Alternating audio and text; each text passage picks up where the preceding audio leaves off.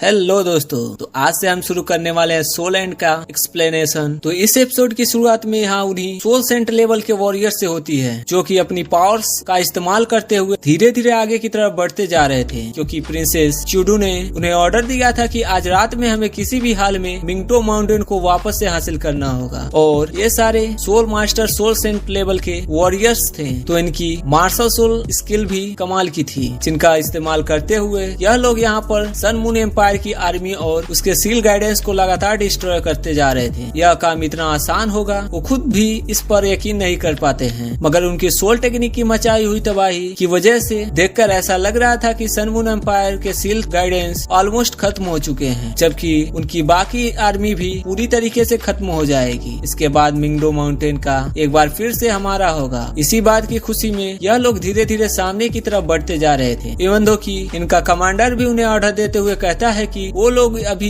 इस वक्त कमजोर हैं। यही मौका है कि मिंगडो माउंटेन का चार्ज दोबारा से हासिल करने के लिए हमें जाना ही होगा, इसलिए हार मत मानना और आगे की तरफ बढ़ते रहो। पीछे की तरफ दूर से प्रिंसेस भी यह सब होता हुआ देख रही थी और वो अपने मन में खुश होते हुए कहती है कि इसका मतलब है कि सन मून एम्पायर की मार्शल और उनके कमांडर्स यकीनन टियानहुन एम्पायर की तरफ गए होंगे, जिसकी वजह से मिंगडो माउंटेन पर कोई भी खड़ा ऑफिसर मौजूद नहीं। मगर अब उन्हें इस चीज की खबर मिलेगी तो वह टियानहुन एम्पायर को छोड़कर अपनी आर्मी के साथ जल्दी से जल्दी वापस भेजने की कोशिश जरूर करेंगे। यहाँ प्रिंसेस जूहू जब यह सब सोच रही थी कि दूसरी तरफ हम देखते हैं कि यूहाओ मिंगडो माउंटेन रेंज में आ चुका था और वहाँ में उड़ते हुए वो अपने मन में कह रहा था कि मुझे कुछ अजीब सा फील हो रहा है, ऐसा लग रहा है जैसे कि कुछ ठीक नहीं, कुछ बहुत ही बड़ी गड़बड़ होने वाली है। यहाँ पर यूहाओ यह सब सोचते हुए फिर से अपनी डेस्टिनी आई को एक्टिवेट कर लेता है, जो कि अचानक से यूहाओ को अपने आसपास एक अजीब सा एक्टिविटी दिखाई दिया, जिसने पूरी तरह से मिंगडो माउंटेन को घेर कर रखा हुआ था। यह आखिरकार किस चीज का है? यूहाओ यहाँ पर इससे पहले कि इसके बारे में कुछ भी समझ पाता, तब तक दूसरी तरफ हम देखते हैं कि स्टीडुली एम्पायर के सोल सेंट लेवल वॉरियर्स भी यहाँ पर मिंगडो माउंटेन की पीक तक पहुँच चुके थे, जहाँ उनका एक कैप्टन ऑर्डर देते हुए कहता है कि हमारा टारगेट हमारे सामने है, तो दोस्तों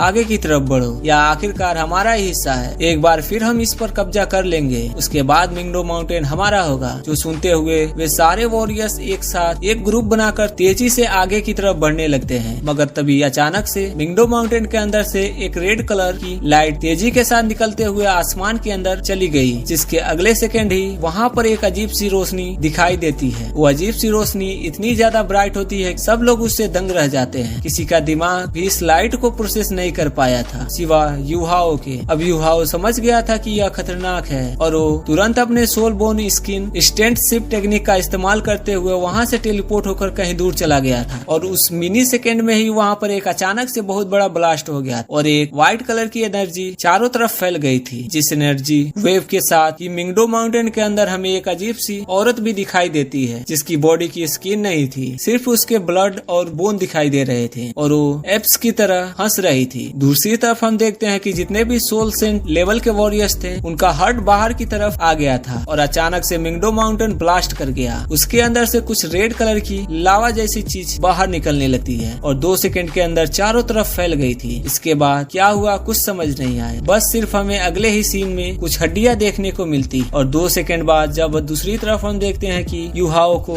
टेलीपोर्ट करते हुए दूर आकर देखते हैं, तो वो भी बुरी तरीके से इंजर्ड हो चुका था, जहाँ वो पीछे की तरफ देखते हुए कहता है कि आखिर यह किस तरह का टेरिफाइंग पावरफुल अटैक था। यूहाओ याद करने लगा था असल में वर्ल्ड कलर का फ्यूज एक बहुत ही टेरिफाइंग एनर्जी थी, जिसकी रेंज में जितने भी सोल सेंट लेवल के वॉरियर्स थे या कल्टीवेटर्स आए थे, उनकी स्किन और मसल्स पूरी तरीके से राख में कन्वर्ट हो गई और यह सब कुछ सिर्फ मिनी सेकंड के अंदर हुआ और यूहाओ भी बस इस कुछ सेकंड के अंदर ही वहाँ से टेलीपोर्ट होकर आ गया था। अगर ऐसा ना होता तो वह पूरी तरीके से जख्मी हो जाता और वह कंकाल में बदल चुका होता, इसलिए वह डर और खौफ के साथ उस नजारे को देख रहा था कि आखिरकार यह सब कैसे हो सकता है, यह चीज क्या थी। और यहाँ पर हम देखते हैं कि टियानमिंग भी फौरन यूहाओ की बॉडी के बाहर आ गया था और वो भी इस एब्सोल्यूट डिस्ट्रक्शन को देखते हुए कहता है कि आखिर यह किस तरीके का डिस्ट्रक्शन हो सकता है। यूहाओ तुम आधे सेकंड भी लेट ना हुए, वरना तुम्हारे साथ हम भी मारे जाते हैं। तभी यूहाओ यह सुनकर अपने मन में कहता है कि यह पहली दफा है जहाँ मैंने मौत को इतनी करीब से महसूस किया। उस वक्त मैंने अपनी डेस्टिनी आई की पावर इस्तेमाल की, जिसने चंद लम्हों में मुझे इस खतरे से आजाद कर दिया और आगाह करते हुए हुए मुझे टेलीपोर्ट करा दिया, वरना जैसा उन लोगों का हाल हुआ है शायद मेरा भी वैसा ही हाल हो चुका होता। मगर आखिरकार वो चीज है क्या जो कि इस वक्त मिंगडो माउंटेन पर रहते हुए उसे प्रोटेक्ट कर रही है? युहाओ यहाँ पर खुद से यह सवाल कर रहा था। तभी अचानक से युहाओ को मास्टर जियान की बात याद आई, जिन्होंने युहाओ से कहा था कि युहाओ, क्या तुम जानते हो कि सन मून एम्पायर में सबसे ज्यादा स्ट्रॉन्गेस्ट सोल गाइडेंस मास्टर का ट्रायल किसके पास है? जिस पर युहाओ ने जवाब दिया था, आप लेजेंडरी 10th लेवल के सोल गाइडेंस मास्टर की बात कर रहे हो। जिस पर मास्टर जियान उसे जवाब देते हुए कहते हैं कि हाँ, मैं एक वो 10th लेवल के सोल गाइडेंस मास्टर की बात कर रहा हूँ, जिसे गॉड के नाम से जाना जाता है। उसने पिछले 32 साल से सन मून एम्पायर के लिए कई सारे पावरफुल और स्ट्रॉन्गेस्ट सोल गाइडेंस डिवाइन बनाए, मगर उसका सबसे ज्यादा खास सोल गाइडेंस डिवाइन है गॉड ऑफ डेथ, जो कि सिर्फ सन मून एम्पायर में ही नहीं बल्कि मुझे लगता है कि पूरे वर्ल्ड में टोलू कॉन्टिनेंट में ही सबसे ज्यादा स्ट्रॉन्गेस्ट सोल गाइडेंस डिवाइन होगा। जो सुनकर युहाओ शॉक होते हुए सवाल करता है कि आखिर यह किस तरह का सोल गाइडेंस डिवाइस है जिसे गॉड ऑफ डेथ के नाम से जाना जाता है? जिस पर मास्टर सेओन उसे जवाब देते हुए कहते हैं कि जिस दिन तुम खुद इसे अपनी आंखों से देखोगे समझ जाओगे कि उसे god of death soul guidance rule क्यों कहा जाता है, क्योंकि उसकी रोशनी सन मून दोनों से ज्यादा होनी चाहिए और उसकी तबाही जिसे देख ना सको। मैं तो बस सिर्फ यह उम्मीद करता हूँ कि युवाओं कभी भी तुम्हारा उससे सामना ना हो। इवन उसी सोल गाइडेंस टूल की वजह से उसने मास्टर को भी डेथ गॉड के नाम से पुकारा जाता है। यह सब याद करते हुए सीन शिफ्ट होकर वापस से प्रेजेंट में आ गया था, जहाँ पर प्रिंसेस चियोजी उस पर तबाही को देखते हुए पूरी तरीके से दंग रह गई थी। उसकी आंखों में डर का साफ साफ माहौल दिख रहा था। बाकी के उसके सोल्जर भी कांप रहे थे, जबकि वो सोल्जर जो कि उस तबाही के सिर्फ 100 वेव की रेंज में आए हुए वो भी बुरी तरीके से इंजर्ड हो गए थे, जो कि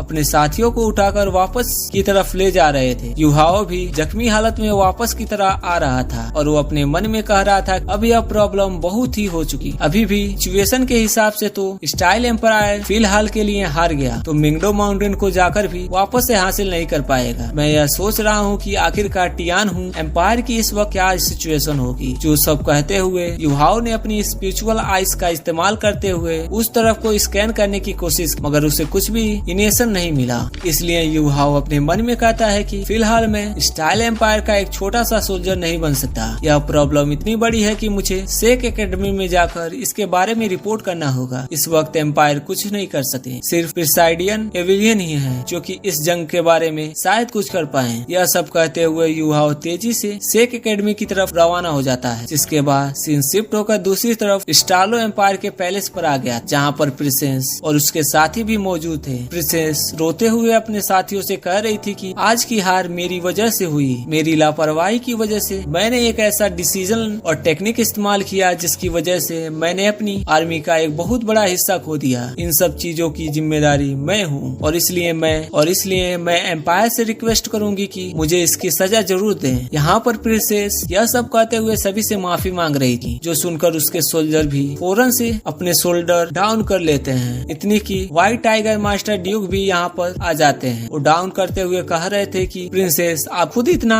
जुल्म ना करें, यह सारी गलती आपकी नहीं है। आपकी आर्मी का मार्शल मैं हूँ और मैंने भी आपके टैक्टिक्स में हाँ मिलाई थी, इसलिए इस नुकसान की पूरी जिम्मेदारी आपकी नहीं बल्कि मेरी भी है। लेकिन फिलहाल के लिए जरूरी यह है कि हम लोग इन्वेस्टिगेट करके मालूम करें कि हमें जो इन्फॉर्मेशन और इंटेलिजेंस मिली थी उसमें कोई गड़बड़ तो नहीं, कहीं ऐसा तो नहीं कि हम लोग जानबूझकर वहाँ चारा बने थे। हम कभी भी दोबारा इस तरह की गलती नहीं कर सकते और न ही इस टाइप का गलती बर्दाश्त कर सकते हैं। जो सब सुनकर princess white tiger master Duke से कहती है कि आप खड़े हो जाइए और बताइए कि आपको इंटेलिजेंस की जानकारी किसने दी। इस पर व्हाइट टाइगर मास्टर ड्यूक बताते हैं कि उस इंटेलिजेंस इंफॉर्मेशन के बारे में सिर्फ एक ही इंसान जानता था और वह मेरा बेटा डायलोली था। इसके बाद डायलोली को वहाँ पर बुलाया जाता है, जहाँ पर डायलोली आने के साथ ही फौरन व्हाइट टाइगर मास्टर ड्यूक को मार्शल कर पुकारते हुए उन्हें ग्रीट करता है। साथ ही साथ व्हाइट टाइगर मास्टर ड्यूक उससे सवाल करते हैं तुम जो इम्पोर्टेंट इंफॉर्मेशन लाए थे बताओ कि आखिरकार वो तुम्हें किसने दी, तुम्हारे पीछे और कौन है। जो सवाल सुनकर डायलोली जवाब देने से हिचकिचा रहा था, वो झूठ बोलते हुए कहता है कि यह सब कुछ मैंने खुद मालूम किया। जिस पर व्हाइट टाइगर मास्टर ड्यूक गुस्सा होते हुए कहते हैं कि मैंने कहा ना सच कहो, अगर तुम सच नहीं बोलोगे तो तुम्हें गद्दार समझा जाएगा। इस पर यहाँ डायलोली को बचाने के लिए टाइप माउन आगे की तरफ आते हुए कहता है कि फादर हमारा भाई गद्दार नहीं हो सकता, उसने जो भी इंफॉर्मेशन पहुँचाई है वो बिल्कुल ठीक पहुँचाई। वहाँ पर सोल्जर की संख्या शक्तियाँ काफी कम थी और सोल गाइडेंस भी कम थे, मगर व्हाइट टाइगर मास्टर ड्यूक तो गुस्से में थे और वो अपने डाई ओन से कहते हैं कि आखिर तुमने मुझे क्या कहा? क्या तुम भूल चुके हो कि मिलिट्री कैंप में कोई भी फादर या सन नहीं होता है, यहाँ पर सिर्फ और सिर्फ जनरल और सोल्जर होते हैं। ड्यूआइन वे सुनकर फौरन माफी मांगते हुए कहता है कि यस मार्शल, मुझे माफ कर दीजिए। दूसरी तरफ डायलोली भी कहता है कि मार्शल, वो इन्फॉर्मेशन मुझे जिसने भी दी थी, यकीन मानिए उसका हमारी तरफ इशारा बिल्कुल ही नेक और सच्चा था और इसकी जजमेंट भी काफी एक्यूरेट थी। यह सब सुनकर व्हाइट टाइगर मास्टर ड्यूक समझते हुए डायलोली से कहते हैं कि ठीक है, तुम्हें मुझे उसका नाम बताने की कोई जरूरत नहीं है। मैं तुमसे कुछ सवाल करूंगा जिसके लिए मैं चाहता हूँ कि तुम सर हिलाकर हाँ या ना में जवाब दो। इस तरह से मैं अगर तुम्हें उस आदमी के साथ कोई प्रॉमिस भी किया हो तो भी नहीं टूटेगा। जिसका पहला सवाल होता है कि उस लड़के के पास में स्पिरिट स्पिरिचुअल एट्रीब्यूट वाली स्पिरिट आइस है। जो सवाल सुनकर डायलोली सोचने लगता है क्योंकि युहाओ के पास तो वाकई में स्पिरिचुअल आइस थी। दूसरी तरफ जूहू भी यह सुनकर थोड़ा सा शौक हो गई थी क्योंकि वो भी जानती थी कि टोंग डोंग के पास स्पिरिट आइस है। यहाँ पर हम देखते हैं कि डायलोली ने हिचकिचाते हुए हाँ में सर हिलाया। इसके बाद यहाँ पर व्हाइट मास्टर ड्यूक ने दूसरा सवाल करते हुए पूछते हैं क्या उस लड़के का कद 6.2 फीट है? जो सुनकर डायलोली सोचने लगता है कि युहाओ तो वाकई 6.2 फीट का ही है। प्रिंसेस भी युहाओ को पर्सनली पहचानती थी, इसलिए वो व्हाइट टाइगर मास्टर ड्यूक की बातें सुनते हुए कहती है कि आपकी डिस्क्रिप्शन सुनकर भी ऐसा लगता है कि मैं भी इस इंसान को जानती हूँ। अब यहाँ जब डायलोली ने दोनों सवालों में हाँ जवाब दिया तो इसकी वजह से व्हाइट मास्टर टाइगर ड्यूक के पास में उस पर शक करने की कोई वजह नहीं बची थी। वो कहता है कि ठीक है, मैं सब कुछ समझ गया। उसी इंसान ने 2 बार मेरी जिंदगी बचाई है। वो इंसान फिलहाल के लिए कौन है मैं यह नहीं जानता, लेकिन उसकी इंफॉर्मेशन गलत नहीं हो सकती। यहाँ जब डायलोली ने यह सब सुना तो युहाओ ने 2 बार उसके फादर की जान बचाई थी, तो वो पूरी तरीके से शॉक हो गया था और वो हैरान होते हुए कहता है कि क्या उसने आपकी जान 2 बार बचाई थी?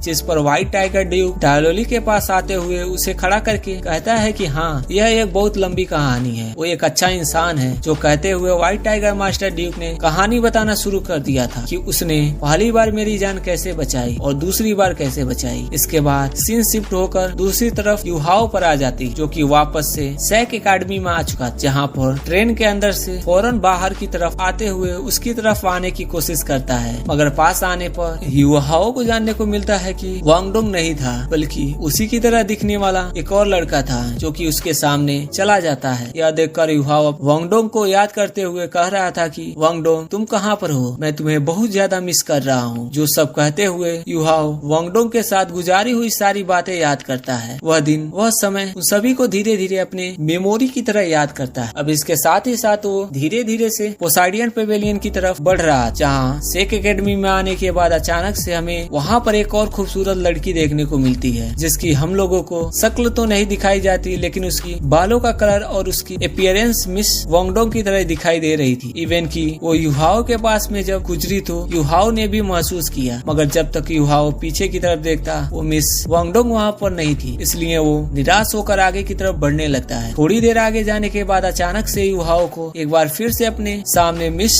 वांगडोंग दिखाई दी, जिसके अपीयरेंस को एक ही नजर में देखते हुए युहाओ पहचान गया था। उसकी आंखें पड़ी की पड़ी रह गई। वो ऊंची आवाज में कहता है कि वांगडोंग। यहाँ वे आवाज सुनकर मिस वांगडोंग भी अपनी जगह पर रुककर पीछे की तरफ पलट गई थी। युहाओ देखता है कि बेशक उसका स्टाइल बदल चुका था, लेकिन उसका खूबसूरत चेहरा अभी भी वही है। युहाओ उसे पहचानते ही तेजी के साथ उसके तरफ दौड़ने लगता है, जहाँ भागते भागते फौरन उसके पास आकर रुक गया और उसे गले लगा लेता है, जैसा कि युहाओ को उसकी दुनिया मिल चुकी है। यहाँ युहाओ तो काफी ज्यादा खुश था, मगर मिस वांगडोंग शॉक दिखाई दे रही और फौरन अपनी पावर्स एक्टिवेट करते हुए युहाओ को खुद से दूर ढकेल देती है। जहाँ पर हम देखते हैं कि मिस वांगडोंग बटरफ्लाई विंग्स भी पहले से अपग्रेड हो गई थी। दूसरी तरफ हम देखते हैं कि युहाओ काफी ज्यादा हैरान हो गया और समझ नहीं पा रहा था कि आखिर मिस वांगडोंग ने ऐसा क्यों किया। दूसरी तरफ मिस वांगडोंग फाइटिंग स्ट्रॉन्ग में खड़ी हो गई थी। साथ ही साथ वो गुस्सा होते हुए कह रही थी कि लड़के, क्या तुम मरना चाहते हो? कौन हो तुम? आखिरकार तुम्हारी हिम्मत कैसे हुई? इस तरह से मुझे गले लगाने की तुम्हारी हिम्मत कैसे हो सकती है? यह सब सुनकर युहाओ शॉक हो जाता है और कहता है कि तुमने मुझे पहचाना नहीं वांगडोंग, मैं तुम्हारा युहाओ हूँ। इस पर मिस वांगडोंग जवाब देते हुए कहती है कि मैं तुम्हें नहीं पहचानती, तुम पता नहीं कौन हो। युहाओ उसकी यह बात सुनकर कहता है कि हाँ वांगडोंग, शायद तुम्हारी याददाश्त चली गई है। अंकल ने मुझे इस बारे में बताया था, लेकिन मुझे फिर भी पूरा यकीन नहीं था कि सच में तुम मुझे भुला सकती हो। यहाँ यहाँ पर युहाओ की बातें सुनकर मिस वांग डोंग कहती है, आखिर तुम किस तरह की पागलों वाली बातें कर रहे हो, और यह वांग डोंग कौन है? मैं किसी वांग डोंग के नाम के इंसान को नहीं जानती। मगर युहाओ तो अब तक मिस्टर वुडोंग का असली नाम नहीं जानता था। वो तो बस सिर्फ उसे वांग डोंग के नाम से ही जानता था और अक्सर वो उसे डोंगर कहकर पुकारा करता था। इसलिए युहाओ को समझ नहीं आता कि आखिर वो क्या जवाब दे। तो मिस्टर वुडोंग से कहता है कि मैं हूँ युहाओ और तुम वांग डोंग हो, तुम्हें बस याद नहीं आ रहा है। इस पर मिस्टर वुडोंग जवाब देते हुए कहती है कि पहली बात तो यह मैं वांग डोंग नहीं हूँ, और दूसरी बात की गलती से भी तुम दोबारा मुझे इस नाम से नहीं पुकारोगे। मुझे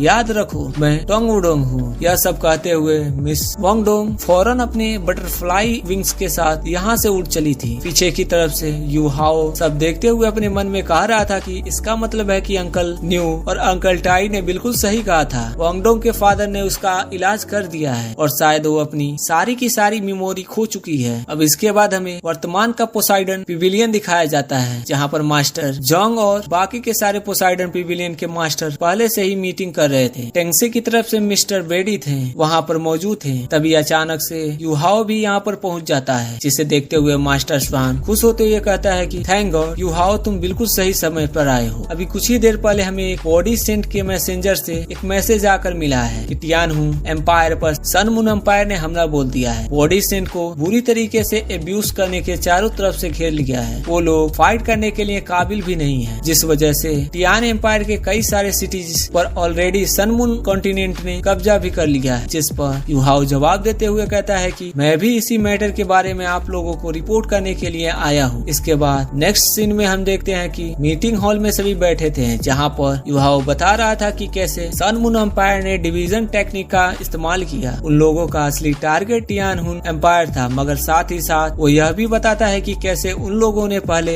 स्टार एम्पायर पर हमला करते हुए उन्हें पूरी तरीके से इंजर्ड कर दिया। ये सारी बातें सुनकर मास्टर जुआन जवाब देते हुए कहता है कि इसका मतलब है कि स्टारलर एम्पायर और टियान एम्पायर दोनों ही सन मून एम्पायर के हाथों हार चुके हैं। जिस पर मिस सॉन्ग क्यूंसी जवाब देते हुए कहती है कि नहीं, अभी के लिए हमें इंटरवल नहीं करना चाहिए, बल्कि हमें चाहिए कि हम लोग अपने सोल गाइडेंस टूल को और ज्यादा एडवांस करते हुए स्पीड अप करें। हमारी अगर सोल गाइडेंस टूल में डेवलपमेंट अच्छी खासी हो जाएगी तो उसकी वजह से हम लोगों के पास में फ्रंट लाइन इंटेलिजेंस क्रिएट हो जाएंगे और हम लोग अच्छे डिसीजन ले पाएंगे। इस बात पर वो मास्टर ज्ञान भी एग्री करता है और वो जवाब देते हुए कहता है हाँ, इस वक्त हम लोगों को अपने सोल गाइडेंस रूल्स पर इन्वेस्टमेंट करनी चाहिए ताकि हम लोग अपने सोल गाइडेंस डिपार्टमेंट को आगे की तरफ ले जा सके। और टंग तो पहले से ही इस मिशन पर काम कर रहा है। इस तरीके से हम लोग अपने सेक एकेडमी के खुद के सोल गाइडेंस लीजन को क्रिएट कर पाएंगे, जो कि सोल गाइडेंस टूल के साथ एक बहुत बड़ी पावरफुल आर्मी होगी। जिस पर मिस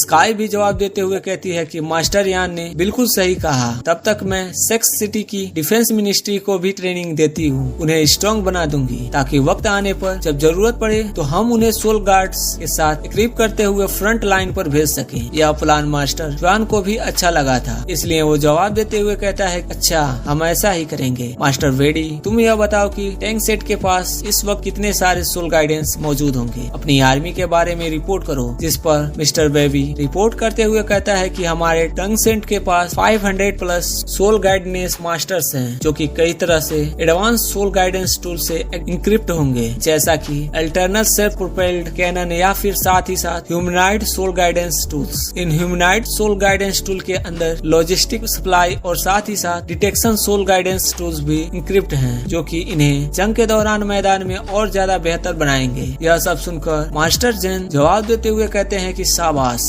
अब से हम तुम्हारे इन सोल्जर्स को टंग सेट के सोल गाइडेंस विजन के नाम से पुकारेंगे। इस सेटियर पर तो युहाओ और मास्टर वीडी दोनों ही काफी ज्यादा खुश हो जाते हैं, मास्टर जियान का शुक्रिया अदा करने लगते हैं। इसके बाद दूसरी तरफ हम देखते हैं कि मास्टर जियान ऑर्डर देते हुए कहता है कि इस वक्त हमारे जितने भी सोल एम्परर लेवल के वॉरियर्स हैं उन्हें सिटी गेट्स को डिफेंस करने पर लगा दो। मास्टर डियान और मास्टर का ये तुम तीनों की जिम्मेदारी हो। जिस पर वो तीनों एग्री हो गए थे। जिसके बाद मास्टर जुआ युहाओ से कहता है कि युहाओ, तुम्हें भी जल्दी फ्रंट लाइन में वापस जाना होगा, क्योंकि हमारी एकेडमी के तुम वो इकलौते एक्सट्रीमली इंडिविजुअल हो जिसे फुल्ली ट्रेन कर दिया गया है। तुम्हारी एबिलिटी की बराबरी करने वाला फिलहाल हमारे पास कोई भी नहीं है। यहाँ पर ये सारी बातें सुनकर युहाओ जवाब देते हुए कहता है ठीक है, जैसा आप कहें मास्टर जुआ। उसके बाद वे जवाब सुनकर उसे बर्न करते हुए कहते हैं कि युहाओ, अपना और अपने साथियों का ख्याल रखना, क्योंकि गॉड ऑफ डेथ ने सोल गणेश टूल काफी ज्यादा डेंजर है, अगर उससे मैं भी हिट हो गया तो शायद मैं बुरी तरीके से इंजर्ड हो जाऊंगा। साथ ही वो युहाओ से यह भी कहते हैं कि अगर युहाओ तुम्हें कोई मौका मिले तो तुम गॉड ऑफ डेथ रे को इन्वेस्टिगेट कर सकते हो, तो उसके बारे में जरूर पता लगाना। और अब इतनी बात सुनने के बाद युहाओ अपने आप को रेडी कर लेता है। और इसके अलावा ही मास्टर बताते हैं कि वे तीनों अपने मर्जी के कैंडिडेट भी चूज कर सकते हैं। इस मिशन में वे युहाओ का साथ भी चाहते हैं, और जो